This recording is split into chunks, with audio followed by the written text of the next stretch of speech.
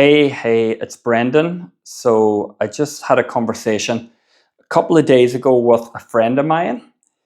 He was asking me some questions about business, and one of the questions which I thought was pretty interesting was he said, "What was the most extreme situation that you've encountered in business, and what was the lesson that you've learned out of that?" So two things. I had to really think about it because anyone that's been in business or has come from bottom to top and rode the waves, there's so many different situations. So I really had to stop and think about the one that actually impacted the most and what was the most positive outcome, like what I learned the most. Because it's usually out of the really negative situations where you grow the most. That's where you'll learn the lessons the most. When everything's smooth sailing, you're pretty much on autopilot. You're not really having to stop and look within and reflect and beat yourself up. So it's really in the negative situations where you will actually grow the most. So for me, it was probably going through business failure. I had a company that had hard times, made textbook mistakes, every textbook mistake that you can pretty much make, because it was the first big business that I had, and everything from recruitment to cash flow to budgeting, taking on bigger contracts and entering into subcontract agreements with big organizations that like had a full floor in the capital cities just managing the contract administration. You're pretty much going up like a David versus Goliath setup. So yeah, not for the faint-hearted. And that was a lesson actually on how ruthless, but also on the same time, how much is expected. There's documents that are 500 pages with stipulations. Literally, when you sign your name in that contract, you got to understand it's black and white. You have to hit every single metrics to 100%, or else, rightfully so, they're coming after you.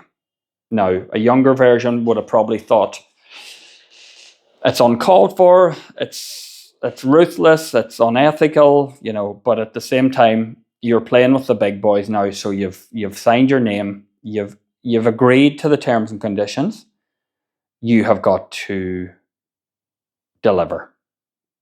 Doesn't matter if they're if you hire subbies that mess up, of things are out of your control, like you've got suppliers that didn't deliver on time, XYZ. You are taking responsibility for all that, and that is your responsibility to manage. So with that knowing, it removes the whole fact of, you don't take it personal. It's nothing against your character, it's nothing against you. It's just black and white what they expect. If it's not met, and it can be met to 99%, but if it's not 100% or over, it's not going to be good enough. So that was number one. And number two was, when you ultimately go through hard times in business, it's like, I heard a boxer one time describing when he turned world champion, his phone was off the hook for the next month. Every single pair, I can't remember which boxer it was, but he's pretty well known. Every boxer, every person in the world wanted a piece of him. And on the flip side, when he, suffered at the hands of defeat, his phone was completely silent, and there was only one person that called him that night, and that was his mum. So that just shows you, when you're riding the highs, you're everyone's best friend. When you go through hard times and people aren't at the point where they can benefit from you, or you're not someone that they can see value in aligning with, because they think that you're on the way down, or you're a beaten, it's like the fighter, you're a loser, you are not going to be flavor of the month. So literally, it removes a lot of judgment. Like, literally when you go through that, you realize it's not so much a reflection of you, but more so a reflection of them. You will have the people that stay by you.